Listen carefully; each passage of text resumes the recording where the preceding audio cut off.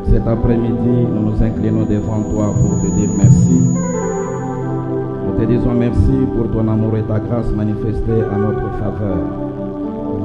C'est toi qui nous as donné le souffle de vie. C'est encore toi qui as permis que nous puissions nous rassembler dans ta maison ce soir.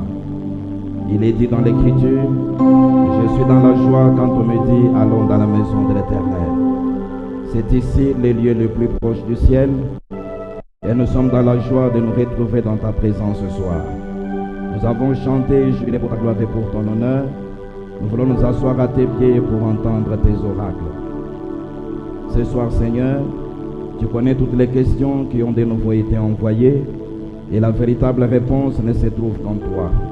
C'est pourquoi nous te prions de nous effacer de la scène, que toi, le glorieux Saint-Esprit, que tu viennes te manifester en répondant correctement et valablement à toutes les questions qui ont été exprimées et à toutes celles qui sont restées dans nos cœurs et aussi à toutes les questions en rapport avec les différents besoins que nous avons. Il est dit dans la parole que personne ne peut venir auprès de toi et retourner tel qu'il était venu.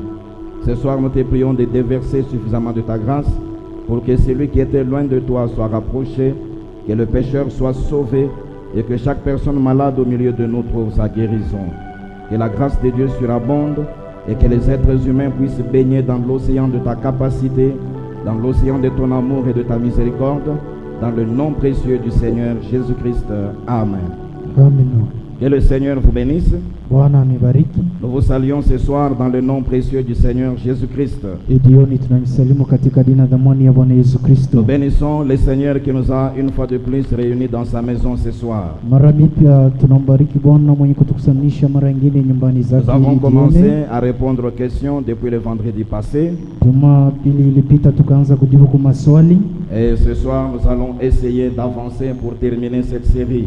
Hii jioni tutajaribu kustawi juu ya kumaliza hii sherehe. Avant toute chose, nous allons lire les Saintes Écritures. Kabla jambo yote tutasoma maandiko C'est takatifu. pourquoi nous vous invitons à prendre vos Bibles. Tunamialika mpate kuchukua Biblia Dans zenu Jean chapitre 1er, katika Yohane wa kwanza nous lirons du 19e au 27e verset. aya ya 19 mpaka 27. Nous allons tous nous lever pour honorer la lecture de la parole de Dieu. Sisi wote tutasimama juu ya kuheshimu usomi wa neno la Mungu. Jean chapitre 1er, Yohane wa kwanza du 19e au 27e verset, nous lisons. 19 mpaka 27 tunasoma. Voici le témoignage de Jean. Hiyo ushuhuda ya Yohane. Lorsque les Juifs envoyèrent de Jérusalem des sacrificateurs et des Lévites Wakati Wayahudi wakatuma kwa Yerusalemu wakowadi na Walawi pour lui demander, toi qui es-tu? juu ya kumuuliza bona wewe ni nani? Il déclara et ne le nia point. Naye akatamka na kukataa. Il déclara qu'il n'était pas le Christ. Akatamka kwamba asikuwe Kristo. Et ils lui demandèrent, Nao wakamwomba, quoi donc?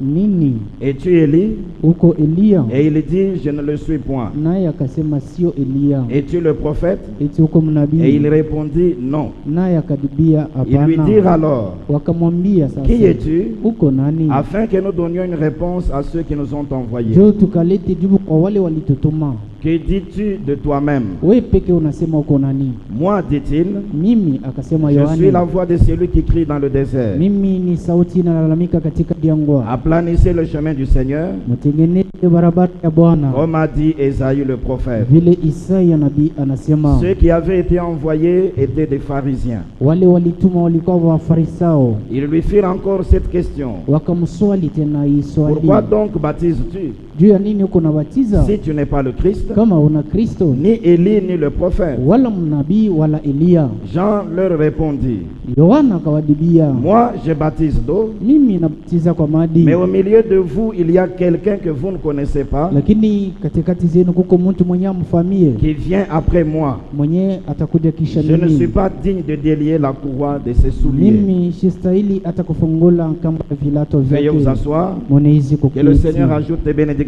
à la lecture de sa parole. Bwana apate kuiongoza mabaraka kusomea neno Comme lako. déjà nous sommes habitués en ces lieux aux séances de questions et Vile réponses, tulisha kusomea katika hii hali nous avons eu maswali une na partie majibu. de cette séance la semaine passée. Tukaanza hii sehemu juma ilipita, Et aujourd'hui, nous allons essayer de prendre les autres questions qui étaient restées. na leo tutakamata maswali zingine ilibakia. Comme le prophète nous l'a enseigné, les moments de questions et réponses sont des moments très importants dans l'Église. Vile nabii anafundisha, wakati ya maswali na majibu ni wakati ya muhimu katika Parce kanisa. qu'il est vrai que nous pouvons venir à des cultes de prédication et d'enseignement. Kweli kweli tunaweza kuja kuibada ya mafundisho na mahubiri. Mais le prophète a dit dans ce message Nabii anasema katika hiyo ujumbe, qu'un sujet de la parole de Dieu, adili ya neno la Mungu, même si on l'aborde d'une manière claire, hata kama banaishambulia mnamna il y ya aura wazi, toujours quelqu'un qui aura une zone d'ombre quelque part. kutakuwa mtu fulani mwenye astasikia paka fasi ingine C'est mzuri. pourquoi il est nécessaire que de temps en temps nous ayons des séances de questions et Ndio réponses. kwa maana ni kwa muhimu wakati na ingine tuwe na maswali na majibu. Le prophète dit c'est pour essayer de passer la chose au peigne fin, Na nabii anasema ni namna ya kujaribu kutangaza de manière mambo, à enlever tous les gratterons,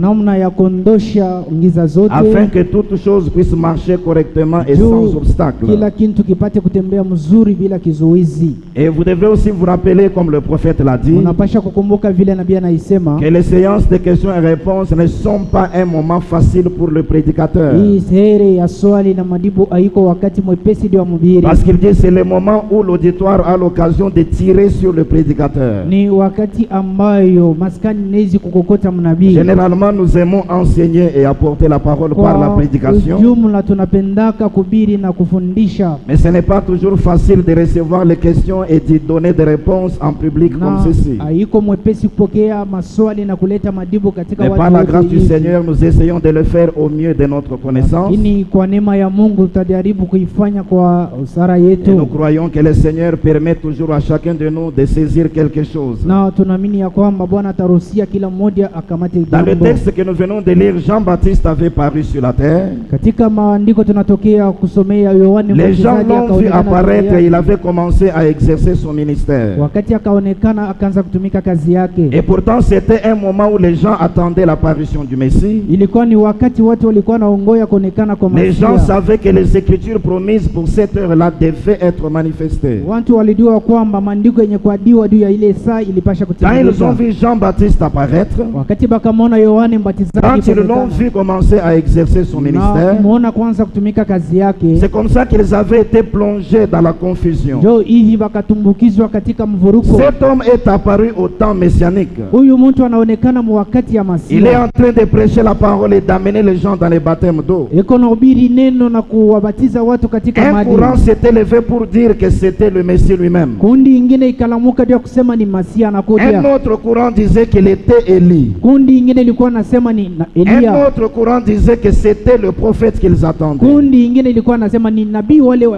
walikuwa C'est naongoya. pourquoi il avait fallu qu'il y ait une séance de questions et Ndio réponses kwa maana ikabidi kuwe swali na majibu. pour que Jean-Baptiste lui-même apporte la lumière sur ce point. Juu peke yake Yohane Mbatizaji alete nuru kwa ile nuta. Voyez-vous, ces genres de séances sont très importants. Unaona hii aina ya sehe iko ya muhimu Alors kabisa. voici la première question pour ce soir. Na swali ya kwanza hii ndio hii. On nous l'a posée comme ceci. Bana tuliza hivi. Le prophète a dit que Caïn avait épousé sa propre sœur, Nabii anatuambia kwamba Kaina alimwoa dada yake alizalika fille naye, d'Adam et d'Ève. binti wa Adamu na Hawa. Peut-on encore aujourd'hui faire la même chose? Eti leo tunawezi nasi kufanya jambo moja moja? C'est une question importante. Ni swali ya muhimu. Voici la réponse que nous donnons à cette question. Jibu yenyewe tunapeleka kwa hii swali hii. En vertu du pouvoir de la parole, nous disons non.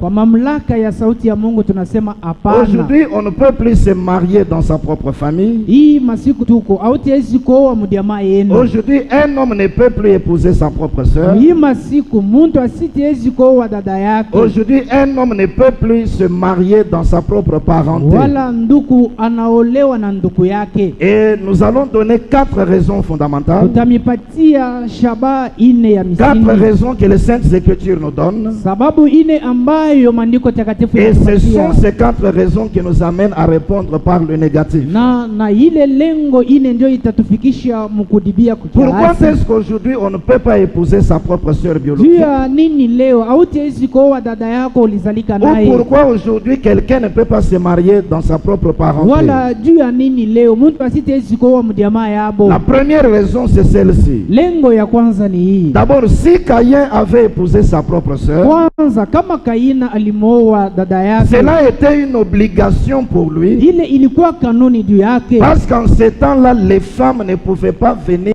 d'ailleurs. Juu muile wakati wanawake wakupashe kutokea inde. Ève était la seule mère qui pouvait donner naissance aux femmes. Awa alikuwa mama moja mzazi alipasha kuzala Et donc, wanawake. c'était une obligation pour Caïn Maana d'épouser sa yake propre sœur. ilikuwa kanuni kwa Kaina aoe dada yake. Aujourd'hui, il y a plusieurs femmes dans le monde Leo kunakuwa wanawake duniani qui mingi donnent naissance à des filles. wenye kuzala wa Et binti, par conséquent, on n'est plus dans cette na obligation-là. kwa matokeo hatuna tena katika ile kanuni. C'est la première raison et nous lirons l'écriture. Ni lengo ya kwanza na tutasoma ndiko. La deuxième raison, Lengo ya pili, c'est que ces gens-là qui se mariaient dans leur famille, manaki wale watu walikuwa naoa katika jamaa zao, ces gens-là qui se mariaient dans leur propre parenté, wale watu walikuwa naoana na wanduku zao, c'était des types. ilikuwa ni mifano, Cela annonçait la réalité qui allait venir avec Christ. ilikuwa natangaza ukweli ilipasha kutendeka na Et Kristo, comme la réalité est déjà venue, na vile ukweli nous ilishatendeka, n'avons plus besoin de vivre dans les ombres. tuna tena na hitaji ya kuishi katika vivuli. Ce sont là les deux premières raisons. Ile ni malengo ya kwanza ya Et pili. prenons maintenant l'écriture. Na tukamateni sasa andiko Dans les questions et réponses sur la Genèse. katika swali na majibu kwa kitabu cha Mwanzo Prêché le 29 juillet 53, yenye kuhubiriwa tarehe 29 mwezi point 123 à 125.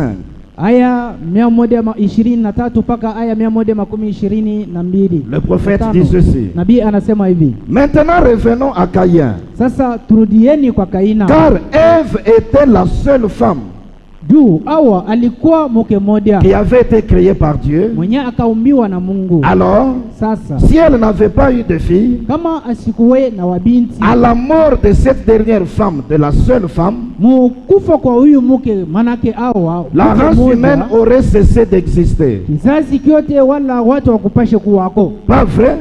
Haiko Il n'y mzuri aurait pas eu d'autres femmes. akupashe kuwa wanawake wengine. Donc, Maana yake forcément qu'elle a eu des filles. kwa nguvu naye akazala wanawake, Et Caïn s'est marié avec sa propre sœur. naye Kaina akaoa dada yake Forcément, kwa nguvu, puisque les femmes ne pouvaient pas provenir d'ailleurs. juu wanawake wakupashe kutokea inde. C'est de là que nous avons tiré la première raison. Jo kule mwila ndiko tunaondosha lengo ya Caïn kwanza. s'est marié avec sa propre sœur. Kaina akaoa dada yake Forcément, kwa nguvu, puisque les femmes ne pouvaient pas provenir d'ailleurs. juu wanawake wakupashe kutokea inde. C'est là que nous saisissons que c'était une obligation pour Jo pale Caïn. tunakamata kwamba ilikuwa kanuni juu ya Parce que Kaina, les femmes ne pouvaient pas provenir d'ailleurs. wanawake wakupashe kutokea fasi Mais zingine. aujourd'hui, les femmes proviennent de partout. Il y a plusieurs femmes qui en donnent Lakini naissance. leo wanawake wanatokea fasi zozote na wenye kuzalika. Nous ne sommes plus dans cette obligation-là. Hatuna tena katika ile kanuni. Point 124.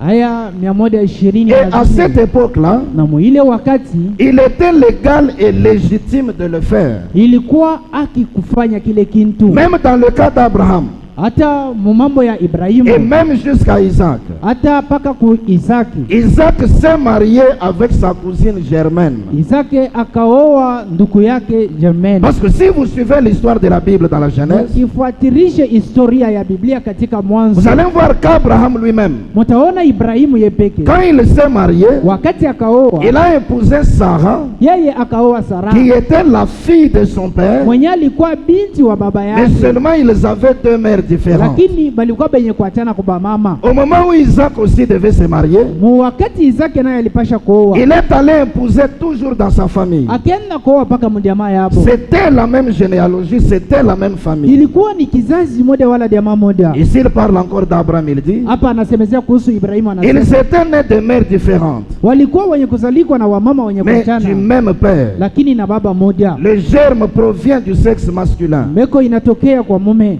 Sarah qui a mis au monde le merveilleux Isaac. Sara akamzala Isaki wa damani. Pas vrai?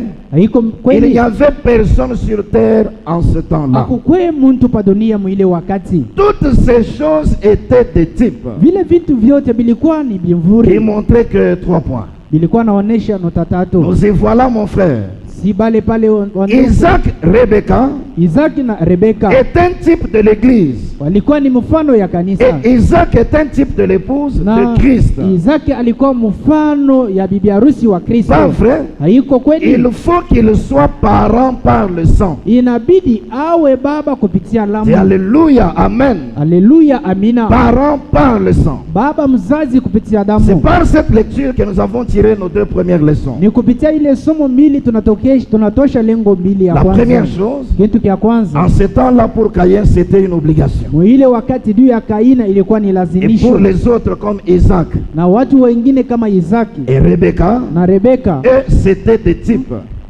wao walikuwa ni mfano. Aujourd'hui, nous ne sommes plus dans cette Leo obligation-là. hatuna tena katika ile kanuni. Aujourd'hui, la réalité des types est déjà venue. Leo ukweli ya mifano ilishakuja. Maintenant, la troisième raison, Sasa lengo ya tatu, c'est que la loi de Moïse a interdit ces choses. manake sheria ya Musa inakatazisha vile vitu. Lorsque Caïn s'est marié, Wakati Kaina akaolewa lorsqu'Abraham s'est marié, na Ibrahimu akaolewa lorsqu'Isaac s'est marié, na Isaki akaolewa, remarquez que c'était avant la loi de Moïse. moneni ilikuwa kabla sheria ya Mais Musa. quand Moïse est arrivé au milieu des enfants d'Israël, Wakati Musa akakuja katikati ya watoto Dieu wa a Israeli, donné la loi par Moïse. Mungu akaleta sheria kupitia Dans la Musa. loi, Moïse a interdit de se marier dans la parenté. Katika sheria Musa akakataza kuolewa C'est katika pourquoi wandugu. depuis que la loi avait été donnée par Moïse, Kwanza torati ikaletwa na Musa, ceci était devenu une interdiction. hii ikakuwa sasa katazo. Et vous pouvez noter dans votre Bible, Munaweza kuandika katika Biblia Lévitique yenu, chapitre 18.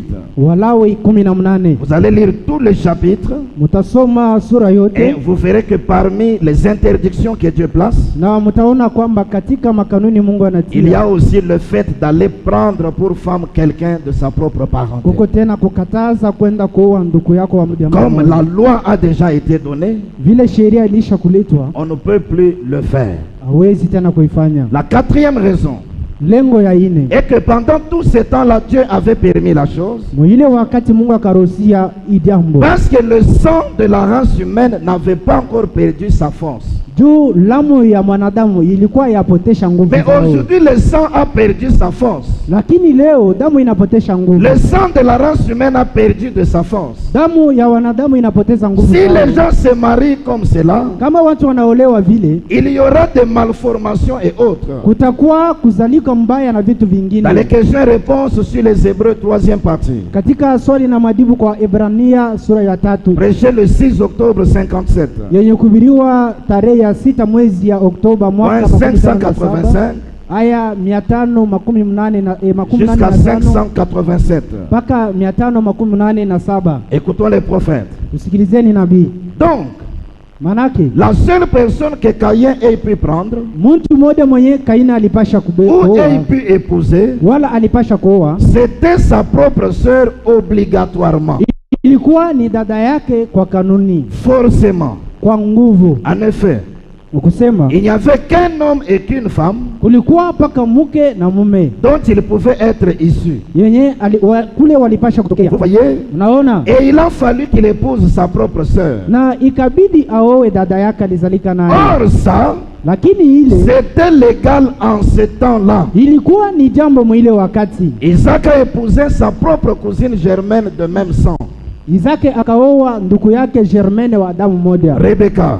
Rebeka. C'était dans le plan de Dieu. Ilikuwa katika mpangilio ya Mungu. Sarah était la sœur d'Abraham, Sarai alikuwa dada wa Ibrahimu, sa sœur de sang, dada yake wa mdamu, pas par sa mère, par son père. haiko kupitia mama yake, lakini kupitia baba Vous yake. voyez? Mnaona, Une sœur de sang dada wa mdamu qu'Abraham a épousée. mwenye Ibrahimu akaoa, De mères différentes mais du même père. wa mama wa kuachana lakini na baba moja. Alors vous voyez, Sasa mnaona, à cette époque-là, mwile wakati épouser quelqu'un de la parenté kuoa mtu mwenye wa mjamaa yako wa dada avant yako, que le sang de la race humaine perde de sa force, kabla ya lamu ya mwanadamu ipoteze nguvu zao, c'était légal ilikuwa ni haki et dans l'ordre des choses. na ilikuwa katika taratibu ya damu. Maintenant, ça ne l'est plus.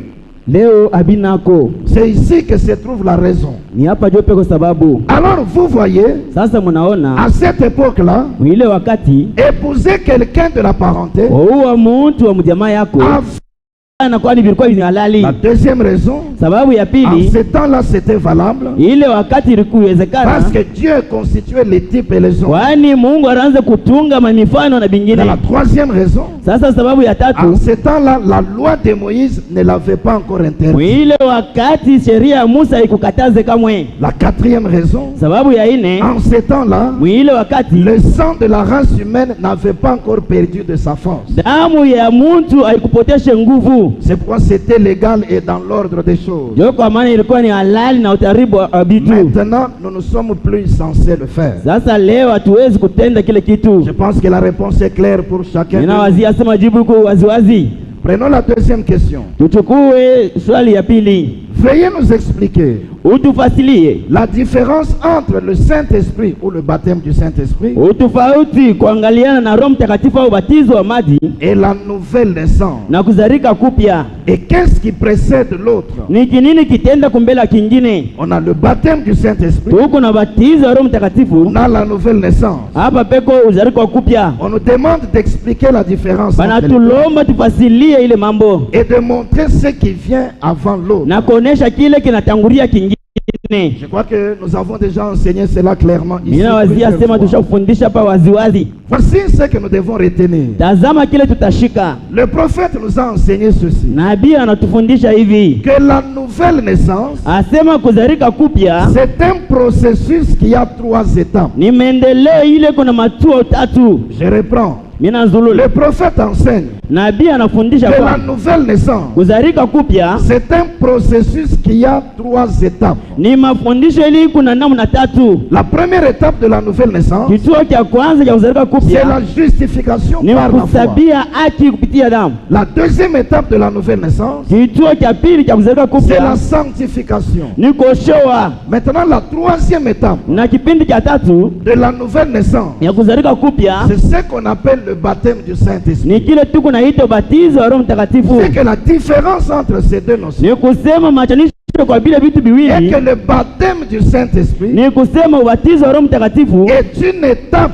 ou c'est la dernière étape du processus de la asema nouvelle ni naissance. kipindi au kipindi cha mwisho cha kuzalika kupya. Et c'est le baptême du Saint-Esprit Ni kubatizo wa Roho qui Mtakatifu vient compléter et terminer le processus de la nouvelle inakuya naissance. kuongoza na kumaliza kile kipindi. Voyez-vous? Et Munaona alors qu'est-ce qui vient avant l'autre? sasa ni kinini kinakuya mbele On ne kingine? peut pas vous suivre sur cette lancée-là. Hatuwezi kumifuata mwile namna. Mais il faut comprendre ceci, Inapasha kuelewa kwamba que la nouvelle naissance kuzalika kupya commence quelque part et finit quelque part. inaanza fasi fulani na kumaliziwa fasi fulani. Quand elle commence par la justification, Kama inaanzia mkusabia haki c'est une étape.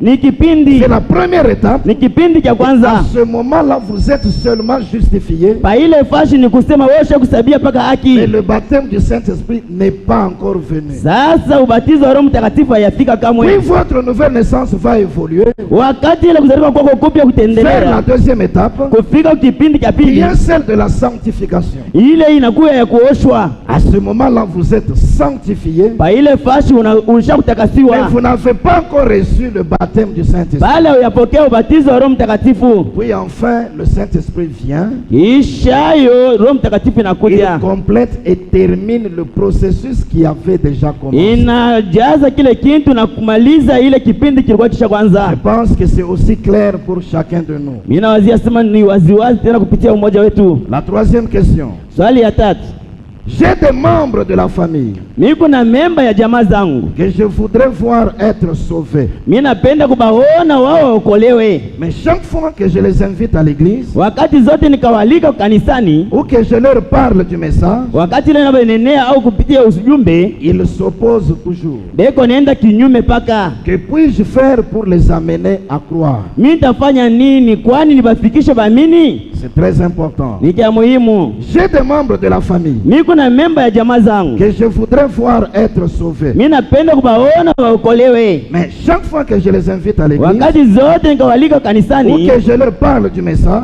au nikabasemezea kupitia ujumbe, ils s'opposent toujours. beko nenda paka kinyume. Que puis-je faire pour les amener à croire? Mimi nitafanya nini kwani bafikishe wakuamini? Avant de répondre littéralement à la question, Kabla kujibu kuhii swali, j'aimerais rappeler ceci à chacun de nous. mimi nipenda kukumbusha mmoja wetu hivi.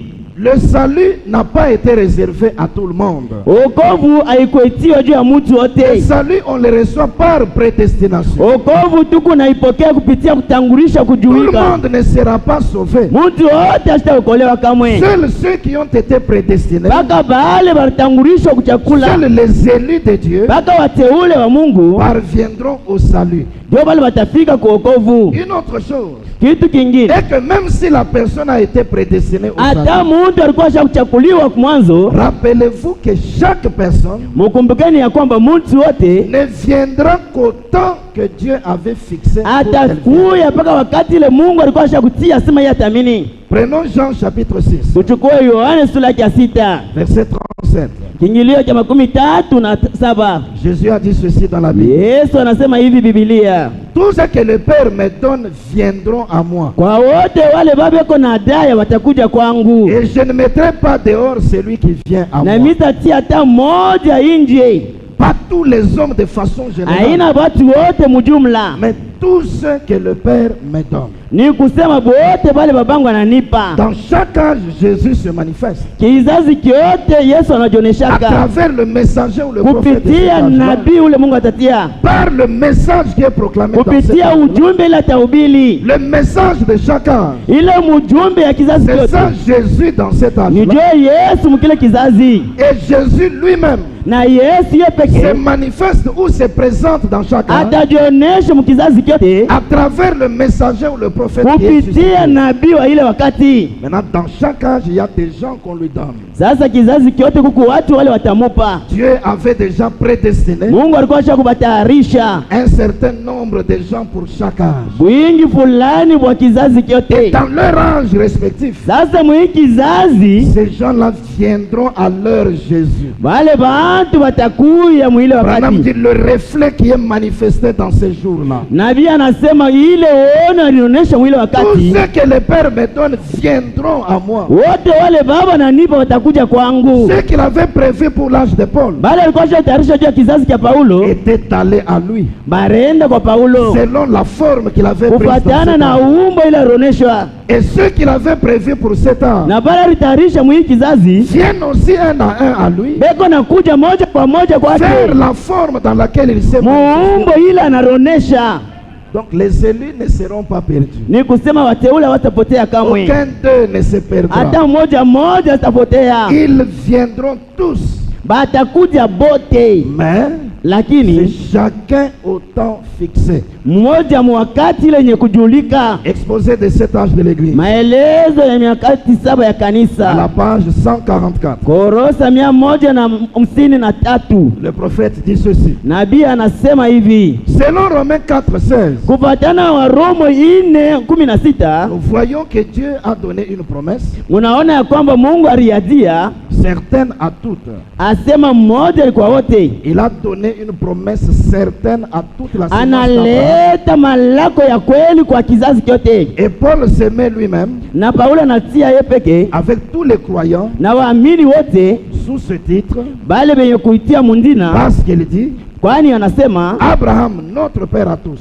Ibrahimu baba yetu wetu wote. Ensuite, il continue, Kisha anasema non pas seulement pour restreindre sa définition, haina juu ya kueleza ile misemo, mais plutôt pour la parachever, lakini juu ya kuimaliza. car dans Galates 3, Kwani Mgalatia il 3 a identifié la sémence au singulier à Jésus anatambulisha ile mbeko kumoja kwa Yesu. et compter les enfants de la sémence Musikie watoto wa ile mbeko comme des enfants de la promesse, sa watoto wa ahadi. en disant que la promesse se rapporte à l'élection, Ni mkusema ile malako itendea kumachakuzi, c'est-à-dire au choix de Dieu. ni kusema kumachakuzi ya Et Mungu. c'est exactement ce que nous avons dit. Ni hakika paka kile tunatokea mkusema Ceux-ci sont de la sémence royale, aba ni mbeko ya ufalme, Ceux-ci qui sont de la sémence royale aba beko ba mumbeko ya kifalme sont les élus de Dieu. ni wateule wa Mungu, Ce sont les prédestinés, ni wale walitangulishwa kuchakuliwa, connus d'avance par Dieu,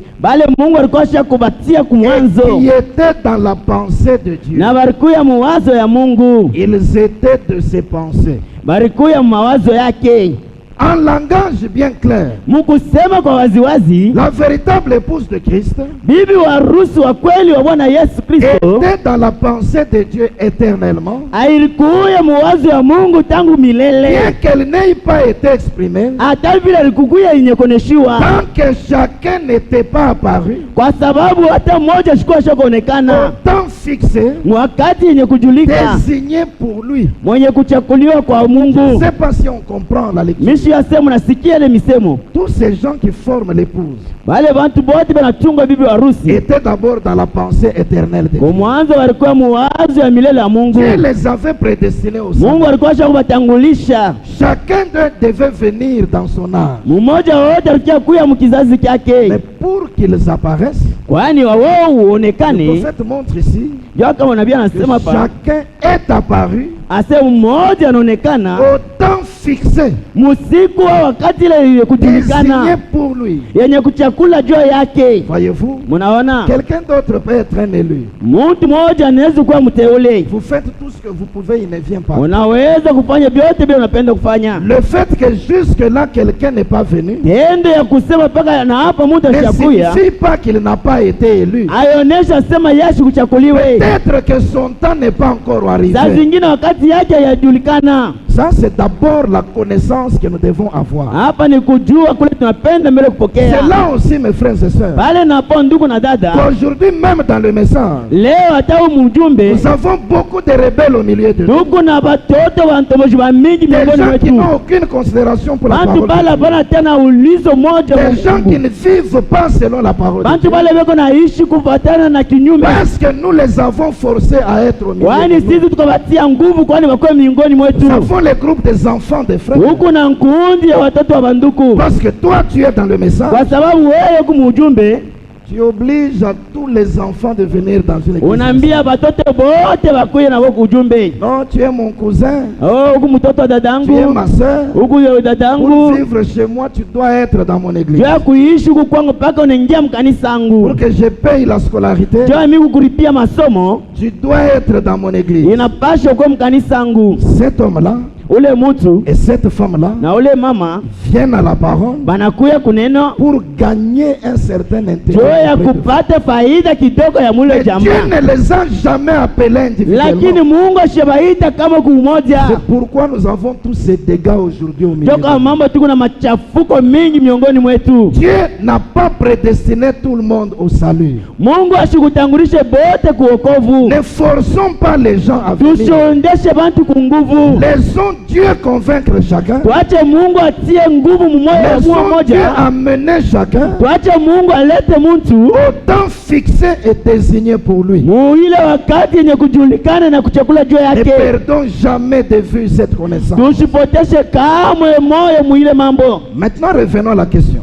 Turudi sasa kuswali. Dieu les a prédestinés à venir. Mungu ashakubatangulisha juu ya woku. Ils ne viendront qu'au temps fixé pour eux par Dieu. Batakuya paka kwa ile wakati Mungu Mais atajulisha. en attendant que le temps de Dieu arrive, Wakati ile banachunga siku ya Mungu kuja, en tant que croyants, saa mwaminifu nous avons notre part à accomplir dans leur salut. tuku na pasho yetu ile tutatimiza mwokovu yao. Il y a des choses que nous devons faire Kuku bintu bila tutatenda, pour que lorsque le temps de Dieu arrivera, ni kusema ya kwamba wakati ile siku ya Mungu itakuja qu'ils viennent. bakudie. Ce sont ces choses-là que nous devons découvrir. Jo bile bintu bila tutatambua. Commençons dans Actes chapitre 16, Tuanze Mitendo ya Ufalme 16 versets 29 à 31. ingilio cha 29 mpaka 31. Pour la petite histoire, Jo hii kadisi kidogo, Paul et Silas avaient été jetés dans la prison. Paulo na Silasi wakatilia gerezani. Ils ont chanté, ils ont prié. Bakaimba na kuomba. L'ange est descendu et les a libérés de la prison. Malaika akakuja na kuachilia huru mungereza. Le geôlier qui était là, sasa ule mulinzi alikuya pale, il voulait se donner la mort. Alipia kurua yeye peke. Parce que les prisonniers qui étaient sous sa garde avaient échappé. Kwani wale wafungwa walikuya mulinzi wake walenda. Alors le geôlier, sasa ule mulinzi ayant demandé de la lumière, akaulomba nuru, entra précipitamment mukuingia kwa rafla et se jeta tout tremblant aux pieds de Paul et de Silas. na kuripika mukutetemeka kumikuli ya Paulo na Silasi. Il les fit sortir et dit, na akatosha kuambia, Seigneur, Bwana, que faut-il nifanye que je nini? fasse Nifanye nini pour être sauvé? kwani mimi niokolewe? Paul et Silas répondirent, Paulo na Sila wakamujibu, crois au Seigneur Jésus amini kwa Bwana Yesu et tu Kristo, seras sauvé, wewe utaokolewa, toi et ta famille. wewe na jamaa zako. La personne qui a posé la question Ule muntu akauliza, montre qu'elle a des membres de la famille. anaonesha ya kwamba iko na memba ya jamaa Elle zake, veut les voir être sauvés. anapenda kuwaona waokolewe. Chaque fois qu'il les invite à l'église, Wakati yote latawalika chaque fois kanisani, qu'elle leur parle de la parole, wakati leo nabanenea kwa neno, ils s'opposent toujours. wao weko panga na katala. Qu'est-ce qu'elle peut faire pour les amener à croire? Afanye nini kwani wale watu waamini? Voici la procédure. Tazama mwenendo, Crois au Seigneur Jésus kuamini kwa Bwana et Yesu, tu seras sauvé, toi et ta famille. wewe na jamaa zako La utaokolewa. première chose qu'il faut saisir ici, Kitu cha kwanza kile c'est utasika, que tu dois commencer toi-même inapasha wewe mbele uanzie kwa par nini, être sûr que tu as cru au Seigneur Jésus ukuwe na elimu ya kwamba wewe kuamini Bwana et Yesu, que tu as toi-même déjà obtenu ton salut. na wewe peke ushakupokea wokovu wako.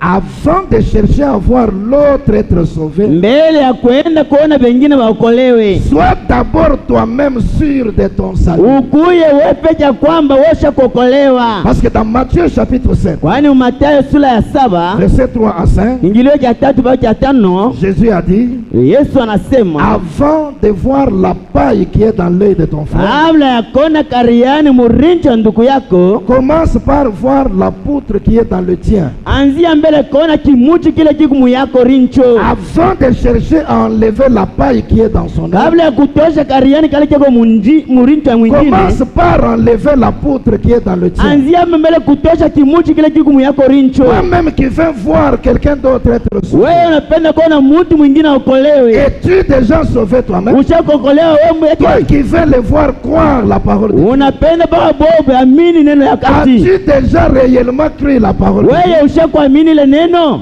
Pour commencer, Jo ya kwanza sois sûr que toi-même tu as cru. ukuwe na elimu ya kwamba wewe mpego Sois ushakuwa. sûr que ton propre salut, tu l'as déjà obtenu. Ukuwe na elimu ya kwamba wewe ushakupokea wokovu wako wewe pekee. Maintenant, pour les amener eux à croire, Sasa jo kuwaleta wao waamini pia, il y a ces 4 petites choses que la parole nous donne. huku tubintu ine tule neno natupa. La première chose, Kitu cha kwanza c'est que vous devez croire pour eux kile unapenda kuamini juu yao de la même manière que vous avez cru pour vous-même. munamna moja moja ile wosha kuamini juu yako wewe Le pekee, même genre de foi ile ania ya imani que vous avez eu en Dieu pour votre propre ile salut. ushapokea mwa Yesu juu ya ubate C'est ce ingine, même genre de foi-là ni mwile ania ya ile que vous imani devez avoir dans le Seigneur pour leur salut. ndio ile utaweza kuwa mwa Bwana juu ya wokovu wao. Deuxième chose, Kitu cha pili, vous devez tout le temps les réclamer dans la prière. mara zote unapaswa kubadaya kupitia Vous maombi. devez prier, Unaenda kuomba, les réclamant à croire la parole. unabadaya kuamini neno. Troisième chose, Kitu cha vous tatu, devez avoir dans leur présence inapaswa kuya muwepo wao une vie qui peut les attirer vers la parole. maisha mzuri ile inaweza kubavuta kuya kuneno. Quatrième chose qui est la dernière, Kitu cha ine kile inakuwa cha mwisho maintenant, c'est de leur parler ou de les inviter. pale. Sasa ni wewe uende kabambie, kwani wakuje. Peut-être que ça n'a pas marché Hata vile vikuendeke parce vizuri, que vous n'avez fait que leur parler et les inviter kwani wewe unabanenea na et kuwaita, vous n'avez pas cru pour eux. wewe Vous akubaminie, ne les avez pas réclamés dans la wewe prière. akubadayo maombi. Peut-être que c'est parce que vous avez une mauvaise vie à côté Saa d'eux zingine kuna maisha mubaya kupembeni yao, que cela est une pierre d'achoppement sur leur ile chemin. inakuwa sasa kikwazo kumancho zao. Et nous devons suivre juste ces 4 petites choses. Inapaswa tufuate paka bile bintu ine. Dans le sermon, le Fils de Dieu est manifesté.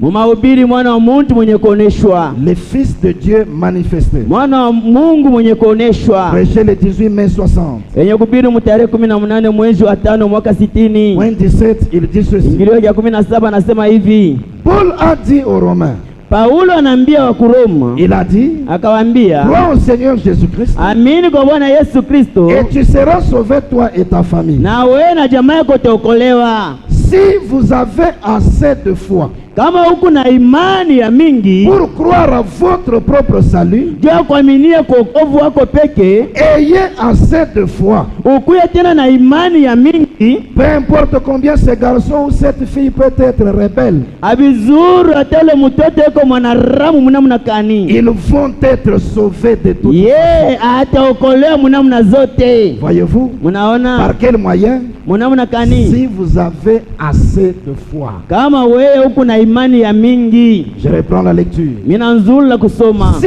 vous avez assez de foi pour croire à votre propre salut, Kama huku na imani ya mingi jua huko kuichika kuokovu wako, ayez assez de foi. ukuye na imani ya mingi, Peu importe combien ce garçon ou cette fille peut être rebelle, abizuru hata huyu binti au huyu mvulane eko mwanaramu, ils vont être sauvés de toute façon, munamuna yote yeye ataokolewa, d'une manière ou d'une autre. munamuna ya kuachana au ingine. Même s'il faut que Dieu les alite, Hata Mungu anapiga mkubapangisha, qu'ils se retrouvent dans un lit d'hôpital, banarikuta mukitanda cha en train de hospitalini, mourir, muwakati kati ya kufa, ils seront sauvés. wao wataokolewa. Dieu l'a promis. Mungu anaazia, L'héritage, oh, asema urithi, et ils seront là, a-t-il Esaïe, watakuya pale et tous leurs enfants seront avec eux. na watoto wao wote watakuwa pamoja nao. Il ne se fera ni tort ni dommage sur toute ma montagne sainte. Asitafanya hata kitu chote kumulima takatifu. Première chose à faire pour eux,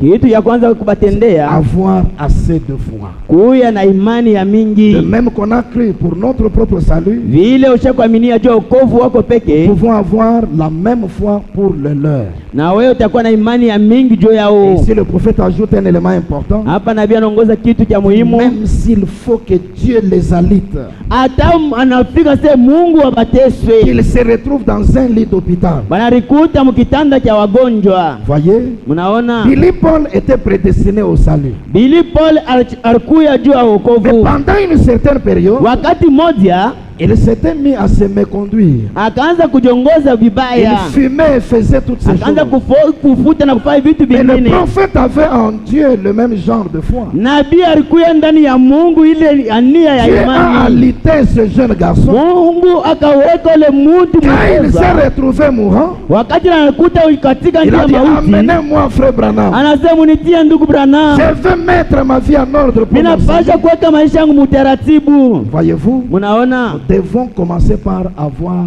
le même genre de foi. tunapasha kuona mbele ania ya imani moja moja. Allons dans le sermon le signe. Tuende mahubiri alama, C'est là que nous allons trouver les 3 autres choses. ndio pale tutapata vitu vingine tatu. Le signe du 1er septembre 63.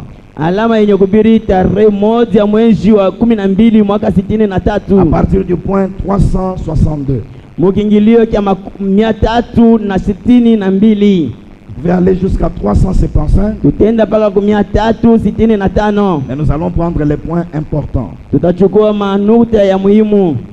Croyez à votre propre salut. Aminie kuokovu wako peke, Ensuite, appliquez. Vous voyez? kisha uitie. Unaona, Croyez, 3 points. waamini nukta tatu. Voici à quoi vous devriez croire. Tazama kwa nini ile utapenda kuaminia. Voyez-vous? Unaona, Vous voulez votre propre sécurité. unapenda ukingo wako, Vous croyez à votre propre sécurité. unaamini kukingo wako binafsi, Et ensuite, vous appliquez le signe à toute la famille. kisha utatia alama kwa jamaa zote mzima. Voyez-vous? Munaona, Vous dites, unasema comment puis-je faire cela? namna kani mimi nitafanya ile? Réclamez-le. Ubadaye Si cela a fonctionné pour vous, kama ile natendeka juu yako, alors vous et la parole devenez un.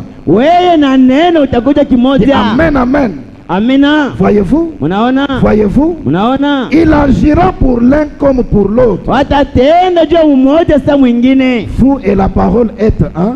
Wewe na neno mkuja kimoja. Alors appliquez-le à vos enfants. Pale pale ulitia juu ya watoto yako. Appliquez-le à vos bien-aimés. Ulitia juu ya wandugu wako wapendwa. Voyez? Unaona? Réclamez-le. Walombe. 364. Ingilio ya 364. Appliquez-le.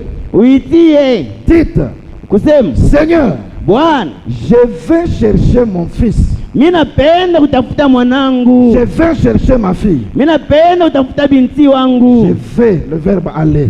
Mimi naenda kutafuta binti yangu. Seigneur, je vais chercher mon fils. Bwana, mimi naenda kutafuta mwanangu. Je vais chercher ma fille. Mimi naenda kutafuta binti wangu. Je la réclame. Mimi namudai. Satan, laisse-la aller. Ibilisi umwachilie ende. Je viens la chercher. Mimi naenda kumtafuta. J'applique mon signe, le Saint-Esprit. Katia alama Roho Mtakatifu. Oh, Saint-Esprit qui habite en moi. Roho Mtakatifu kaketi ndani mwangu. Empare-toi de ma fille là-bas. Obamba ule binti wangu. Je vais vers elle maintenant. Mimi nemwendea sasa. Avec ton onction sur moi. Na upako wako juu yangu. Il le fera. Atakitenda. Amen. Amen. C'est de cette manière que nous devons les réclamer dans la prière. Ni mwile nao unajua leo tutawadai kupitia maombi. 372. Ingilio ya 362. Mujitayarisheni. Appliquez-le. Utia ile alama. Croyez-y. Uamini. Nettoyez tout. Uamini byote. Laissez vos enfants. Wacha watoto yako. Laissez votre famille. Hata jamaa yako. Laissez vos bien-aimés. Acha wapendo wao Le voir en vous. ubaone ndani mwako. Cela produira son effet. Ile itafanya matukio. Et oui, messieurs. Ndiyo jamani. Là, c'est très important. Ile ni kia muhimu. Nettoyez tout.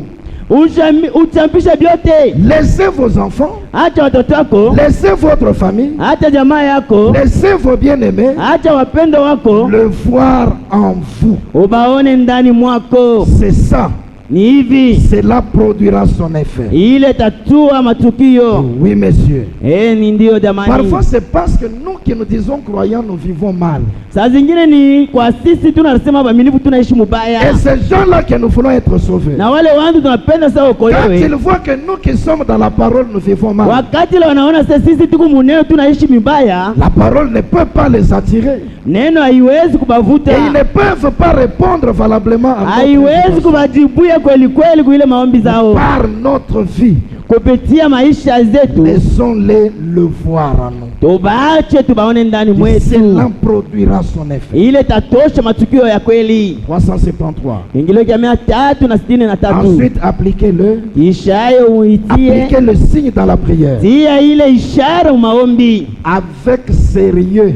Na kujua kote. Avec foi. Na imani. Appliquez-le avec tant d'amour. Utia ile alama na mapendo kubwa. Voyez, quand vous allez l'appliquer dans la prière de réclamation, Wakati ile unaenda kuitia maombi kumkubadaya. 3 choses. Vitu tatu. Appliquez-le avec le sérieux. Tia hiyo na kujuika kuzuli. Appliquez-le avec foi. Uitie na imani. Appliquez-le avec tant d'amour. Uitie na mapendo kubwa. Et ainsi de suite. Na kazaika. Que vous savez que cela a 3 points. Que cela arrivera. Voilà tout. Unajua sema ile tafika nukta tatu. Appliquez-le avec confiance. Uitie na kuelimu. Croyant qu'il vous aidera. Unakuamini asema tamisaidia. Quand vous parlerez à cet enfant, Wakati lo tanene yule mtoto. voyez qu'avant d'aller parler, il faut d'abord réclamer par la prière. Tazama kabla ya kwenda kawadaya inapasha mbele waidaya Quand vous maombi. parlez à cet enfant, Wakati lo tanene yule quand vous mtoto. parlez à votre mari, Wakati lo tanene mume wako. que vous parlez à votre femme, Wakati lo tanene bibi que vous yako. parlez à cet être cher, Na kunenea ule mpendwa. croyez qu'il vous viendra en aide. Waaminia kwamba yeye atakusaidia. Tenez-vous là en disant, Ujitie pale mkusema. Seigneur, Bwana, je les ai réclamés, mina wadaya ils sont à moi, bote leo ndani mwangu, je les veux pour toi Seigneur. mina wapenda juu yako Bwana. Appliquez-le, Uitie ile alama, créez cette atmosphère autour de vous tafuta ile hali mzuri kando kando yao, qui aura ton fait de les gagner. ile takuya sana tukio ya kubavuta. Il faut créer cette atmosphère autour de vous Unatafuta hali mzuri kando kando yao, qui dans peu de temps va les gagner. muda kidogo utawakuisha kwako. Voyez-vous? Unaona? Oh, vous êtes 3 points.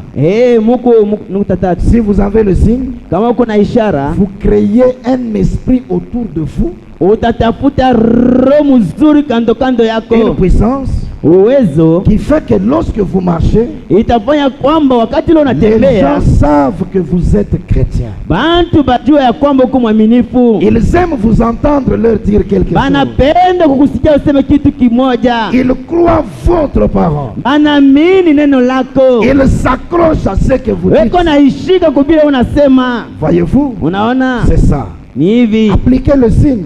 Tia ile alama, Ensuite, marchez avec lui. baadaye utembee na ile alama. Réclamez votre maisonnée. Udaya nyumba zako Vous devez le faire maintenant. unapasha kukitenda sasa. C'est le temps du soir. Ni wakati ya Il y jioni, a longtemps que vous écoutez. iko wakati ile unaanza kusikia. C'est maintenant le temps du soir. Sasa ni wakati ya jioni, C'est maintenant le temps de mettre en application. sasa ni wakati ya kutia mtendo. Un de ces jours, Siku la moja colère frappera. kasira Et katapikwa, peut-être sera-t-il trop tard à ce moment-là. saa zingine itakuya baadaye ile wakati. Voyez-vous? Unaona, Appliquez le signe avec confiance. tia ile ishara na elimu. Donc il y a ces 4 petites choses Ni kusema hivi vitu que ine nous devons faire pour les amener à croire. yule tutatenda juu ya kubafikisha mkuamini. Première chose, Kitu cha c'est kwanza de croire pour leur salut kuaminia wokovu wao, de la même manière que nous avons cru pour le nôtre. mnamna kwamba ile usha kuaminia saa yako. Deuxième chose, Kitu cha c'est de pili les réclamer par la prière. ni kubadaye kupitia maombi. Troisième chose, Kitu cha tatu c'est d'avoir en leur présence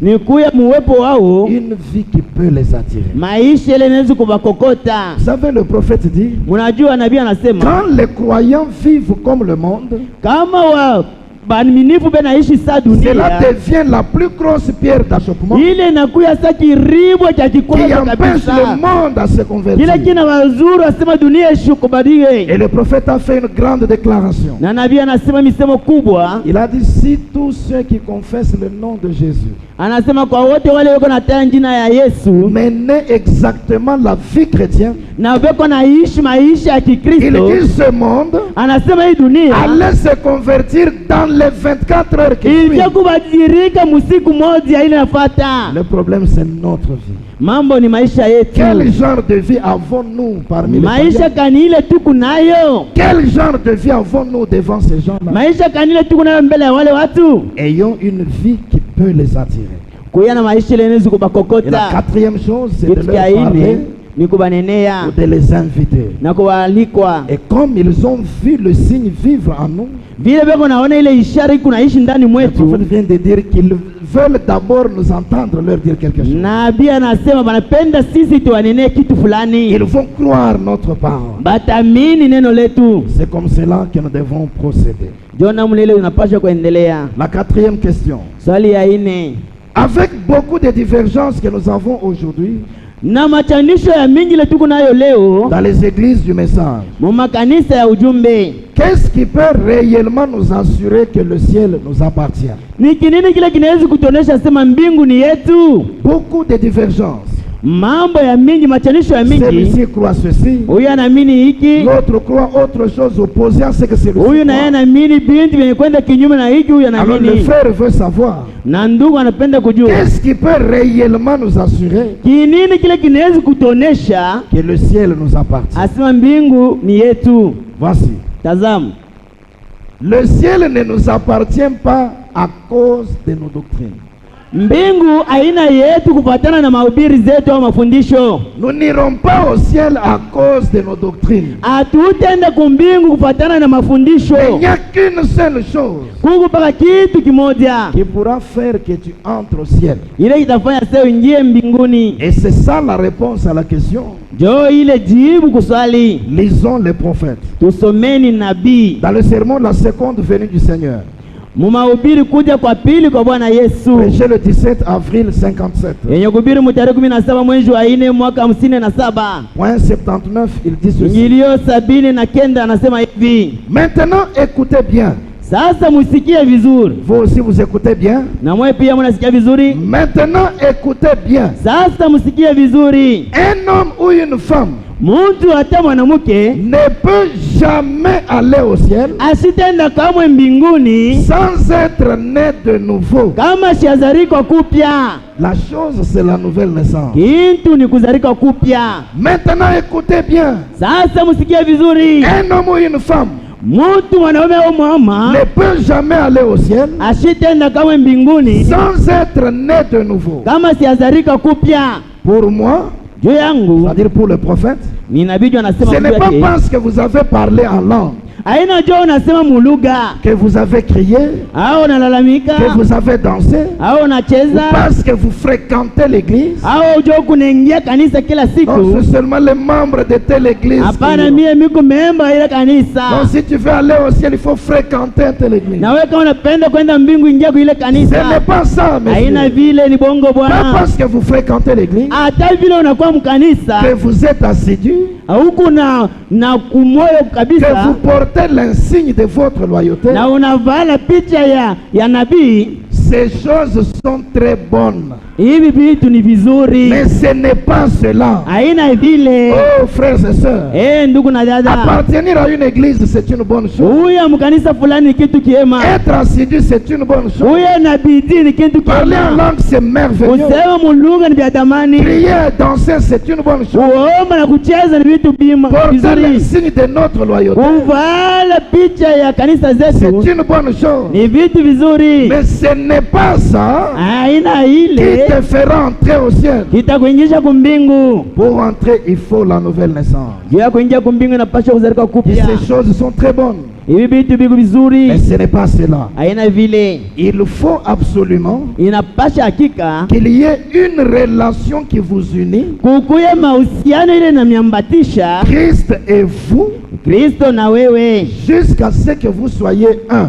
mpaka pale mutabakia mmoja, Vous devenez un. munakuja kimoja. Et si vous ne l'êtes pas, comment? Trois. Kama uyafika nukta tatu Pour être enlevé, juu ya kwenda pour aller au mwanadamu, ciel, juu ya kwenda mbinguni, la condition c'est d'être né de nouveau. kanuni ni kuzalika kupya. Il faut qu'il y ait une relation Inapasha kukuye qui mahusiano vous unit, Christ et vous, ile tamiunganisha wewe na Kristo jusqu'à ce que vous soyez un. mpaka pale mutakuwa mkimoja. Christ qui est la parole, Kristo mwenye kuwa neno et toi l'être humain de la terre, na wewe kiumbe cha devez dunia, être unis jusqu'à devenir un. mwe bote mnambatana juu ya kuja kimoja. N'ira au ciel que l'épouse parole. Ula tenda kumbingu mpaka bibi harusi Et neno, on ne peut atteindre ce degré-là na tutafika mukile que kipimo par un mariage qui est l'union invisible. de mpaka l'épouse. kuile ndoa yenye kuungana yashipo kuonekana, Seule la nouvelle naissance mpaka kuzalika kupya vous permettra d'entrer. ndio ile itafikisha sema uingie. Cinquième question.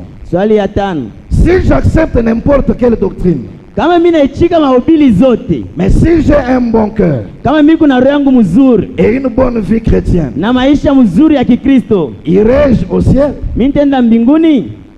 Si j'accepte n'importe quelle doctrine, Kama mimi naichika mahubiri yote, mais si j'ai un bon cœur sasa kama mimi kuna roho ya mnofu et une bonne vie chrétienne, na maisha mzuri ya Kikristo, irai-je au ciel? mimi nitaenda mbinguni? Pour aller au ciel, Juu ya kwenda kumbingu, nous venons de lire le prophète tunatokea kutusoma nabii, qu'il faut la nouvelle naissance. inapasha kuzalika kupya. Maintenant, Sasa avoir un bon cœur kuya na roho mzuri et avoir une bonne vie chrétienne, na kuya na maisha mzuri ya Kikristo ce n'est pas forcément ça haina juu ya nguvu ile la preuve que tu es né de nouveau. usaiki ya kwamba wewe Ce unazaliwa n'est pas kupya. forcément ça Haina paka ile. La preuve que tu as le véritable Saint-Esprit. Asema huku na Roho Mtakatifu ya Frère, nous kweli. devons être profonds dans la parole. Inapaswa tukue mupane muneno. Le prophète dit ceci, Nabii anasema hivi. que le diable peut faire 3 choses. Asema Ibilisi anaweza kutenda vitu Pour vous tatu. tromper que vous avez le Saint-Esprit. Juu ya kukudanganya sio kuna Roho Ou que vous Mtakatifu. êtes né de nouveau. Asema ushakuzaliwa kupya. Alors que vous n'y êtes jamais passé. Pale uyafika hata pa kile kipimo. Première chose, c'est par la morale. Kitu cha kwanza kupitia madibisho. La morale peut vous apprendre à avoir un bon cœur. Madibisho inakufundisha sasa utakuwa na roho Vous mzuri. pouvez mener une bonne vie par la morale que vous avez Utajua appris. maisha mzuri kupitia ile bidibisho unafunda. Deuxième chose, par la religion. Kitu cha pili kupitia dini. Vous pouvez apprendre la religion Unapaswa kufunda dini et avoir un bon cœur, faire du bien aux gens. na kukuya na roho mzuri kutendea mema watu. La troisième chose, Kitu cha tatu c'est par l'imitation du christianisme. ni mkufika mkufatirisha kukristiani. Branham dit le diable vient en vous. Nabii anasema Ibilisi anakuwa ndani mwako, Il vous garde dans un état de sanctification. anakuchunga mkipindi cha utakaso. Et pourtant vous êtes incrédule aux promesses de Japo huku Dieu. mwenye kuamini mumalako ya Mais il katili, vous garde dans un état de lakini sanctification. anakuchunga mkipindi cha utakaso. Peut-être comme un dénominationnel. Saa zingine sa mwenye Il ne madhehebu vole pas. Il abaibe ne commet pas adultère. abasaratike, Il donne ses biens aux œuvres caritatives. beko napeleka bitu kwa wale nayo, Il a un bon cœur. eko na roho mzuri, Il fait du bien aux gens. eko natendea watu mema. Incrédule au message de l'heure. Sasa utasema je, wakati ya ujumbe Vous appelez ça nouvelle naissance? unaita ile sema ni kuzaliwa Vous kupya, appelez ça Saint-Esprit? unaita ile sema Roho Mtakatifu? Non, messieurs. Hapana bwana. Voici. Tazama Exposé page 157. maelezo kurasa 155. Il faut qu'on trouve la bonne preuve que l'on a le Saint-Esprit. Inapaswa tupate ushahidi wa kweli sisi kuna Roho Ce Mtakatifu. n'est pas seulement quand on a un bon cœur. Haina paka pale kuna roho mzuri. Ce n'est pas seulement parce qu'on produit de bonnes œuvres. Haina paka vile unafanya matendo mazuri. Non, messieurs. Hapana bwana. Le prophète dit ceci. Nabii anasema hivi Vers le milieu de la page 157. mkatikati ya kurasa 157. Je voudrais que vous remarquiez, Mimi nipenda sema que mtazame. vous remarquiez bien Mtazame vizuri. que Jésus Nasema Bwana Yesu n'a pas dit que la preuve qu'on est baptisé du Saint-Esprit, asiseme ushahidi ni pale unabatiziwa na Roho c'est de Mtakatifu. parler en langue, Ani kusema mulugha, d'interpréter, de kutafsiri, prophétiser, kutabiri ou de crier et de danser. au kulalamika na kucheza. Toutes ces choses ne sont pas la preuve. Hivi bintu haina usahihi. Il a dit que la preuve Anasema usahihi ni wa kweli serait itakuja que vous vous trouveriez ni urikute dans la vérité.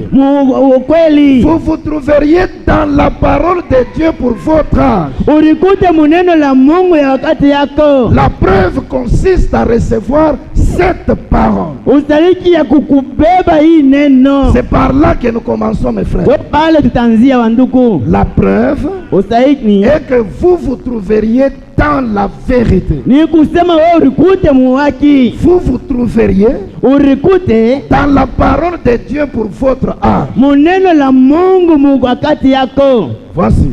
Tazama, Je peux rencontrer un homme. niwezi kukutana na muntu Il a un bon cœur. eko na roho mzuri, Il n'est pas dans les petits péchés que les gens connaissent. ashina mutu manzambi utu bantu benafanya fanya, On dit qu'il a de bonnes œuvres. banasema na matendo mazuri. Mais s'il ne se trouve pas dans la vérité, Wakati la shirikute mu s'il kweli, ne se trouve pas dans la parole de Dieu pour cette kama âge, shirikute muneno la Mungu mwiu il kizazi, n'a pas le Saint-Esprit. asina na Roho Mtakatifu, Parce qu'il n'en a pas la preuve. kwani yeye ashina na ustahili. Pour commencer, Juu ya la kwanza preuve est que vous devez vous retrouver dans la vérité. ustahili kusema urikute mu Vous ukweli, devez vous retrouver dans la parole de Dieu pour votre âge. urikute muneno la wakati juu ya kizazi yako. Toujours exposé, Paka maelezo page 162. 162 Il dit ceci. anasema hivi, La preuve qu'on a reçu le Saint-Esprit aujourd'hui ustahili ya kusema unapokea Roho Mtakatifu leo est exactement la même qu'à l'époque de notre Seigneur. iko kabisa kabisa saa ya wakati ya Bwana Yesu, C'est de recevoir la parole de vérité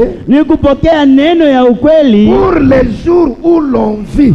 ya ile wakati kunaishi. Écoutez maintenant. Tusikie kile nafuata. Jésus Yesu n'a jamais insisté sur l'importance des œuvres asiyakazishaka ku elimu ya kitu comme il l'a fait sur l'importance de la parole. vile alifanya kusahiki kwa neno. Jésus Yesu n'a jamais insisté sur l'importance des œuvres asiyakazishaka ku elimu ya matendo comme il l'a fait sur l'importance de la parole. vile alifanya kujuisha ubei ya neno. Il savait que Alijua ya kwamba si les gens recevaient la parole, kama bantu wakapokea neno, les œuvres suivraient. matendo ya kufuata. C'est biblique. Hiki ni cha Biblia. Jésus Yes, n'a jamais insisté sur l'importance des œuvres asiyakazishaka ku elimu ya neno ya comme il l'a matendo fait sur l'importance de la parole. vile alifanya ku elimu ya Et neno. attention, il n'a pas méprisé les œuvres. Eba anje ashizarau ile Il tendo. savait que Alijua ya kwamba si les gens recevaient la parole, kama watu wanapokea neno, les œuvres suivraient. matendo itafata.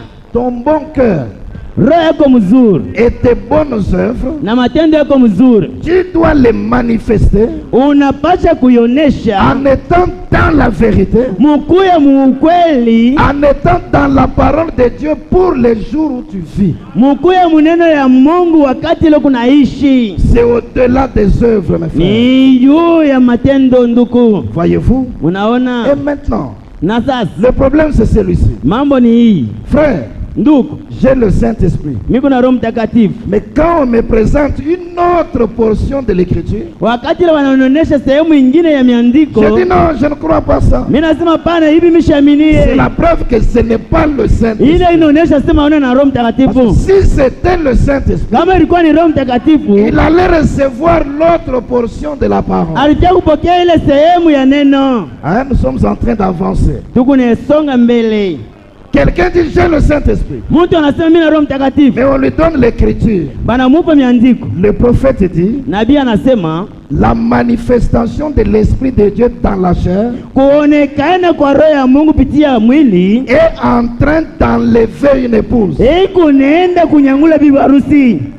C'est ce que le prophète dit. Joiki nabii anasema, L'homme qui vous a dit qu'il a le Saint-Esprit, mtu yule anasema na Roho il dit Mtakatifu. non, je ne veux pas croire que c'est en Asema vous. bana, mimi sitamini C'est vile. que tu n'as pas le Ni Saint-Esprit. kusema una Roho Mtakatifu. J'ai le Saint-Esprit. Kama una Roho Mtakatifu, On amène une écriture. banaleta miandiko. Frère, Ndugu, c'est Dieu ni Mungu qui se tient là anasimama pale avec la confirmation de la colonne na de feu. julisho ya neno. C'est la lumière du Seigneur. Hii ni nuru ya Bwana, Elle suit le Seigneur iko nafuata et Bwana, elle confirme le Seigneur. na inaonyesha sasa ni Bwana. L'homme qui vous a dit qu'il avait le Saint-Esprit, Mtu anasema alikuwa na Roho dit non, je ne Mtakatifu, crois pas ça. anasema hapana, mishamini hivi. Ah, c'est que Ni kusema l'Esprit en toi n'est pas le Saint-Esprit. roho ile iko ndani mwako haina Roho Mtakatifu. J'ai le Saint-Esprit. Mimi kuna Roho Mtakatifu. Frère, Ndugu, avant de faire d'autres dépenses, kabla ya kuponda fedha tu mbingine, dois d'abord payer tes dîmes et tes offrandes. riba mbele zaka na masadaka. Il se fâche. Il dit Anashirika, non, je ne peux pas suivre ça. mishazi upata hivi. C'est que l'Esprit en toi Ni kusema roho ndani mwako n'est pas le Saint-Esprit. haina Roho Mtakatifu. Voici. Tazama, L'autre jour présente du rocher, mai kupaka karibu kumwamba 23 juillet 61, yenye kubiri mutarehe 23 mwezi wa point 7 168. 172. Mais si vous avez l'expérience pentecôtiste, 3 points. Kama uko na onjo ya kipentekoste nukta Et la tatu, parole pentecôtiste na neno ya kipentekoste produira une expérience pentecôtiste. itoneshe ile experience ya Pentekoste. Suivez la même chose que ses disciples ont fait. Fata kitu moja moja kile wanafunzi walifanya, Restez là-haut bakia kule juu jusqu'à ce que vous soyez remplis du Saint-Esprit. mpaka pale tajaziwa na Roho Mtakatifu. Et alors, Na pale si vous commencez à avoir kama unaanza kuipokea une position contraire à la parole, msimamo yenye kwenda kinyume na neno que cet esprit en vous na ile roho ndani mwako, va contrairement à ce que dit la parole, itaenda kinyume na kile neno inasema, alors ce n'est pas le Saint-Esprit. ila ina Roho Mtakatifu. C'est le diable imitant le Saint-Esprit. Ni shetani juu anafatirisha Roho Et Mtakatifu. vous voyez comment nous sommes arrivés à cela. Unaona namna ile tunafika pale. Pesez toujours ce qui se passe en vous. Ushikaisha kima kile kinapita ndani Vous dites que mwako. vous avez le Saint-Esprit. Unasema kuna Roho Mais Mtakatifu. vous avez une position contraire à ce que dit la Huko na parole. usimamo yenye kwenda kinyume na ile Alors ce inasema. n'est pas le Saint-Esprit. Ila ina Roho Mtakatifu. Voyez-vous? Unaona? Aujourd'hui, cette écriture est accomplie. Leo hii miandiko inatimizika. Prêché le 19 février 65. Yenye kuhubiri mtarehe 19 mwezi wa pili mwaka 65. Point 146. 146. Il dit ceci. Anasema hivi. Le Saint-Esprit, c'est la parole de Dieu en vous, Roho Mtakatifu ni neno la Mungu ndani mwako. qui s'identifie en acceptant cette parole. Ile kunajionesha mkuichika hii neno. Sinon, ça ne peut pas être le Saint-Esprit. Ama ina vile ila ina Roho Mtakatifu. Si on dit que c'est le Saint-Esprit Kama nasema ni Roho Mtakatifu et qu'on renie na weko naibisha une seule parole de cette Bible, mwandiko tu moja mu Biblia, ça ne peut pas être le Saint-Esprit. ila haiwezi kuya kama Roho Mtakatifu. C'est ça la preuve. Ile jo saiki Si vous croyez ou pas. kama unaamini au hapana. Voyez? Unaona? Quelqu'un ne peut pas dire qu'il a le Saint-Esprit. Mtu asiwezi kusema kuna Roho Mtakatifu. On présente une parole de la Bible. Wanaonesha misemo ya La Biblia. Bible sous toutes ses formes. Biblia munamna yake On yote. présente une parole, Wanaonesha neno, il la renie. anaikabisha. C'est la preuve que ce n'est pas le Saint-Esprit. Jo kile kinaonesha sema shina na Roho Mtakatifu. La parole parlée est la sémence originelle. Neno yenye kunena na mbeko ya kumwanzo. Deuxième partie, Sehemu ya pili. prêché le 18 mars 62. Yenye kuhubiri mtarehe 18 mwezi wa 3 mwaka 62. Point 42, il dit ceci. Nukta ya 42 nasema hivi. Si vous n'avez, Kama huku na si vous ne croyez pas toute la parole de Dieu, kama uamini neno lote ya Mungu, vous n'avez pas encore reçu le Saint-Esprit. au yapokea bado Roho Mtakatifu. Pas une portion, frère. Haina sehemu ndugu. Si vous ne croyez pas toute la parole de Kama Dieu, uamini neno la Mungu vous yote, n'avez pas encore reçu le au Saint-Esprit. yapokea Roho Mtakatifu kamwe. Les gens qui aiment bien isoler les citations, Bantu wanapenda kuchakula tumianjiko. ils croient ça, Banaamini hii, ils rejettent cette autre portion. banakatala ingine kule. Si vous ne croyez pas Kama uamini toute la parole de Dieu, neno lote ya vous Mungu, n'avez pas encore reçu le Saint-Esprit. au yapokea kamwe Roho Mtakatifu. C'est vrai, Ni c'est kweli. tout à fait vrai. Ni kweli kabisa. Le Saint-Esprit, 3 points.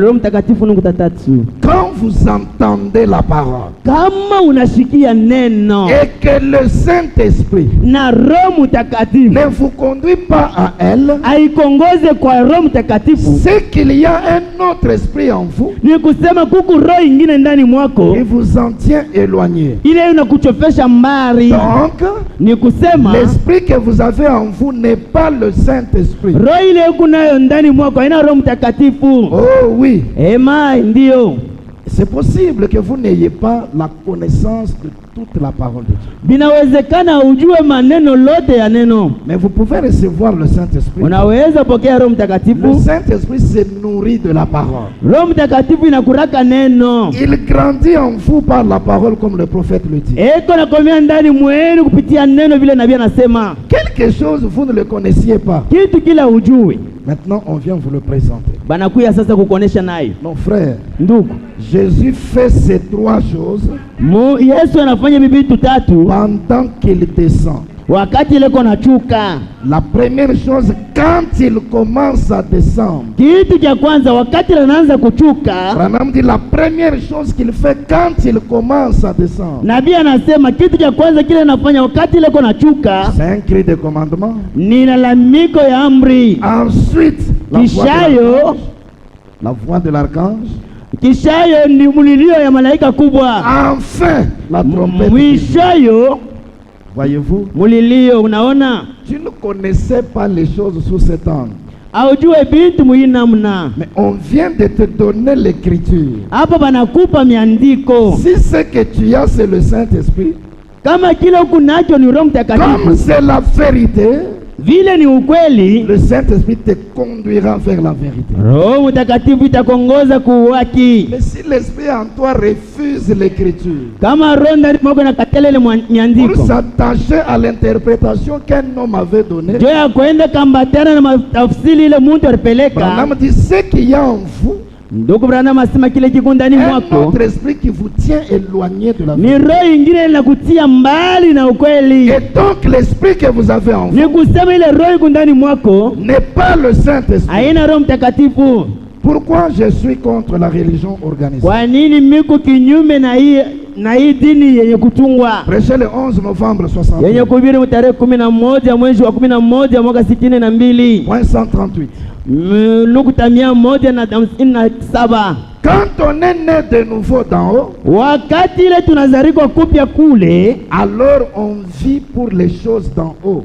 pale pale tuko naishi kupitia bintu vya juu, Parce que sa vie est en nous. kwa sababu maisha yake iko ndani mwetu. Ce qui est sa parole confirmant la parole elle-même. Kile kiku neno kitaonesha ile neno kabisa. Regardez maintenant. Mwangalie sasa, L'esprit qui est en vous, roho ile iko ndani mwako c'est la parole faite chair en vous. ni neno yenye kuvala mwili ndani mwako. L'esprit s'occupe de la parole Ile roho iko nambatana na neno et il vit pour confirmer la parole. na iko naishi juu ya kutikisha neno. Si vous avez le Saint-Esprit en vous, Kama uko na Roho Mtakatifu ndani mwako, il est la parole faite chair en vous.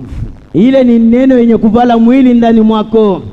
Lui-même, le Saint-Esprit, Ye mmoja Roho Mtakatifu va s'occuper de la parole. ataenda kushughulikia ile neno, Et na lui-même, le Saint-Esprit, na Roho Mtakatifu moja moja ule va vivre pour confirmer la parole. ataishi juu ya kuitikisha neno. Quelqu'un ne peut pas dire qu'il a le Saint-Esprit, Mtu asiwezi useme yuko na Roho mais Mtakatifu, on ne le voit pas être occupé par la parole. atumone na shughulikia On neno, le voit toujours dans le relâchement. tuko na mona mpaka Pour mkuachilia aller à l'église, qu'on les tire des forces. sio kwenda kanisa napasha mbulule. Non, j'avais eu deuil, on ne m'avait pas visité. Hapana, mimi nilikuwa na kilio kwa Alors je ne kunitembelelea pars plus à l'église. ile kanisa au mistendako. Ah, j'avais une difficulté. Mimi nilikuwa na tatizo fulani, Ça, c'est les terrains d'enfants, comme frère ile Branham. ni michezo ya watoto. Le Saint-Esprit s'occupe de la parole.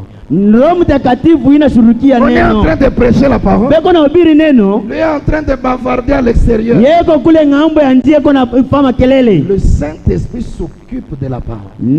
Roho Mtakatifu inashughulikia neno. On a des applications du message sur Play Store. Namna kani mamitendo ya ujumbe pa Play Store, Tu peux écouter littéralement la voix de Dieu. unaweza kushikia kweli kweli sauti ya Tu Mungu. peux appuyer sur Play sur ton téléphone. Unaweza kuvinya ile button ya Et play écouter gratuitement le message. na kusikia kwa rakla ujumbe, Il est relâché, il n'est occupé qu'à d'autres choses. anaviachilia anaenda kuangalia mambo Il y a un zingine. problème, frère. Ni kusema kuko mambo pale Le ndugu. Saint-Esprit s'occupe de la parole. Roho Mtakatifu inashughulikia neno. On arrive à la vie. Banafika uzima, Il vit de n'importe quelle manière. eko naishi munamna yake, Il n'a pas l'amour.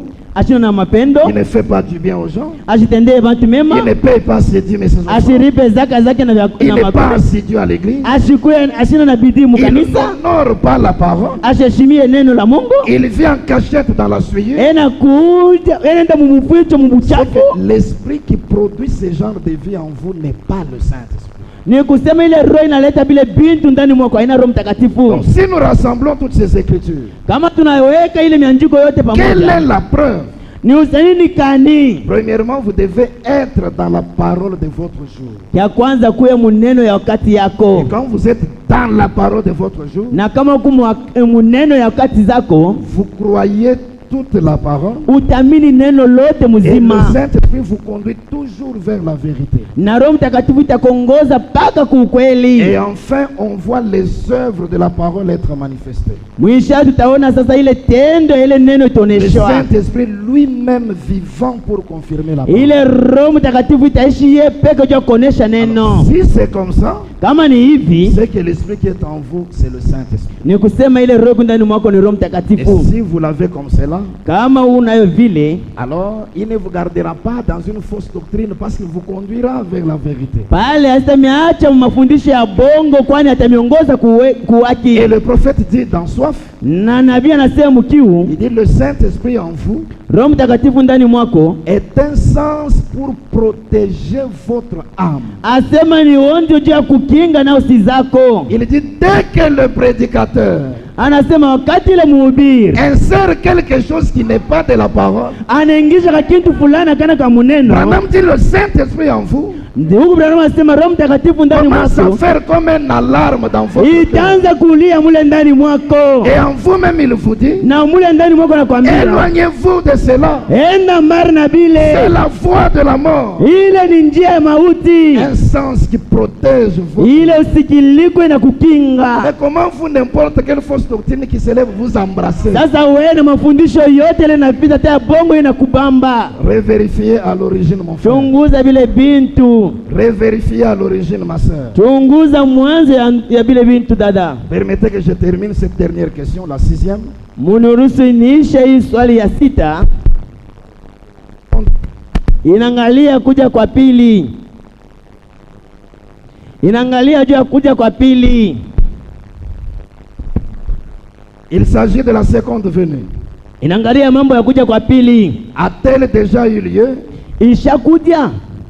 Si oui, Kama ni kweli, si elle a déjà eu lieu, kama kuja kwa pili kushakutendeka, pourquoi attendons-nous l'enlèvement? tuko na chunga tena unyanuo jua nini? Et où est-ce que nous allons placer l'écriture qui dit dans un clin d'œil? Na ile miandiko inasema mkupiga kwa rintio. Ce sont des choses que nous avons déjà données ici en détail. Ni vitu vile tushakusemaka hapa maelezo ya mingi. Et même déjà l'année prochaine, nous aurons un enseignement détaillé sur la venue du Seigneur. Hata mwaka ile kumbele tutasemezea kuja kwa pili kwa Bwana Yesu Mais je Kristo. peux répondre rapidement en disant ceci. Mimi nazurudia kwa haraka mkusema hivi. Nous avons déjà montré en ces lieux Tushakuonesha pa hii fasi. que dans toute la parole, il y a deux groupes de citations ou d'écritures. Muneno lote Mungu paka manuko mbili ya miandiko. Il y a des écritures telles que quand vous les lisez, Kuko miandiko wakati ile mnaisoma, vous voyez comme si la venue du Seigneur a eu lieu. utaona saa kwamba kuja kwa Yesu Il y a kushautendeka. d'autres écritures telles que quand vous les lisez, Kuko miandiko mengine wakati ile vous utaisoma, voyez qu'elle projette la venue du Seigneur dans le futur. utaona ya kwamba saa inarudisha kuja kwa Yesu Maintenant, le mujado. prophète nous a montré le juste milieu. Pale nabii ashakutonesha njia ya Il nous pakatikati, a montré là où nous devons marcher ashakutonesha pale tutapasha pour qu'il kutembelea, n'y ait pas de confusion ou de contradiction dans les saintes écritures. kwani kushikuye mauvuruko au mabishano mu maneno. Alors la parole enseigne ceci. Sasa pale neno inafundisha hivi, La venue du Seigneur, c'est un processus kuja kwa Yesu ni maendeleo, qui commence quelque part inaanza fasi et fulani qui va finir quelque part. na itamalizika fasi fulani. La venue du Seigneur est un processus Kuja kwa Bwana Yesu ni mwendeleo, qui commence par une chose inaanzia pa kitu fulani et qui va finir par une autre. na itamalizika pa kitu kingine, Selon le prophète, kufuatana na nabii. la première chose que Jésus fait quand il commence à venir, Kitu cha kwanza kile Yesu anafanya wakati ile nakuja c'est le cri des commandements. ni lalamiko ya amri. La venue du Seigneur Kuja kwa Bwana commence par le cri des commandements iko naanza na mkulalamika kwa kuita, et elle va finir na itamalizika avec la disparition physique, l'enlèvement physique. na de l'Église. kupotea kwa mwili, kusema ni kunyanuniwa. Maintenant, le cri des commandements lui-même, Sasa ile lalamiko yote peke le prophète le présente sous deux aspects. nabii anaonyesha mioneo mbili. Dans un aspect, Mweneo ya il kwanza dit que le cri des commandements, c'est le messager qui vient. asema lalamiko ya amri ni nabii ule nakuja, Et le messager est arrivé na ule nabii anakuja le 6 avril 1909. mutarehe 6 mwezi wa 4 mwaka 9. Premier aspect du cri des commandements. Mweneo ya kwanza ya lalamiko. Le deuxième aspect, il dit, Sasa mweneo ingine le cri des commandements, c'est le message qui est proclamé. asema lalamiko ya amri ni ile ujumbe na ubiriwa, Et le message message proprement dit na ile ujumbe ya sasa est venu avec les 7 anges inakuja pamoja na malaika le 7 15 mars 1960. mutarehe 17 mwezi wa 3. Entre les deux aspects, Mwile mioneo mbili, ce qui vient avant, c'est l'aspect du messager. kile kinakuwa ya kwanza ni mweneo ya nabii. Et donc la seconde venue du Seigneur, Ni kusema kuja kwa Bwana Yesu kwa c'est un pili processus ni maendeleo qui a commencé par la venue du cri des commandements inaanza mkutio lalamiko ya kuita le 6 avril 1909, mutarehe 6 mwezi wa 4 mwaka 9. mais elle va finir avec l'enlèvement physique de l'époux. Itaisha na kunyanyuliwa kwa bibi harusi. Nous pouvons voir quand elle a commencé. Tutapenda kuona na katika nile Mais ranza, Branham dit, na nabii anasema personne ne connaît le jour où elle sera achevée. wanadamu wajue ile siku ile tamalizika. Voyez-vous, Mnaona, c'est donc ce processus-là. ndio ile maendeleo, Et donc nous disons que c'est en cours. na tuko nasema iko naendelea, Elle est en train de se faire. iko nenda na kuendelea, Elle prendra fin ce jour-là. itafika mwisho ile siku, Et ce jour-là, na ile siku c'est alors que le corps physique quittera le trône. ni pale mwili wa Yesu itatoka kiti ya enzi. Et alors l'enlèvement physique se fera. Pale bibi harusi Mais atanyanyuliwa. l'enlèvement lui-même, c'est un processus Unyanyuliwa nayo ni maendeleo, qui commence aussi du spirituel inaanzia mkiroho et qui finira par cette disparition physique. na itaisha kupotea kwa mwili. Ce jour-là, Ile siku il descendra atachuka et les êtres humains monteront aussi.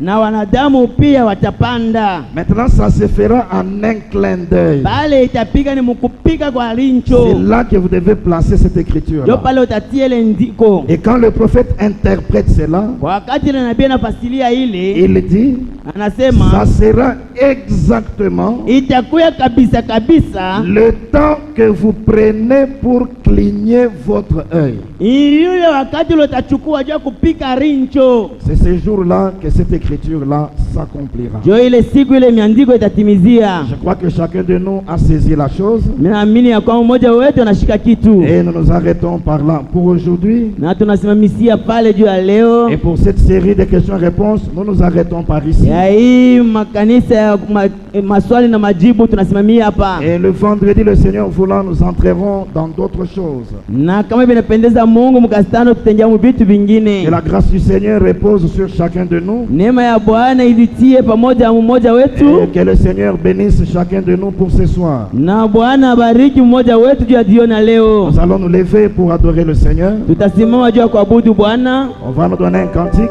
baada tutumia mwimbo, Nous allons chanter et puis chacun de nous va parler au Seigneur. tutaimba na kisha mmoja wetu atanenea Bwana. Comme il est dit dans l'Écriture, Vile nasema miandiko, nous devons être affermis dans la vérité. asema inapaswa mshikamishiwe muneno. Nous devons croire la vérité, Wakati ile mnaamini waki, vivre la vérité, kufuata ile waki, quel que soit l'opprobre que cela peut apporter sur nous. abizura ile aya italeta juu yako. Et le Seigneur soutiendra toujours la vérité. Bwana atashika mpaka ile ukweli, Il prendra le côté de ceux qui prennent le sien. atabeba ng'ambo ya wale wenabeba vyake. Nous chantons et puis nous parlons au Seigneur.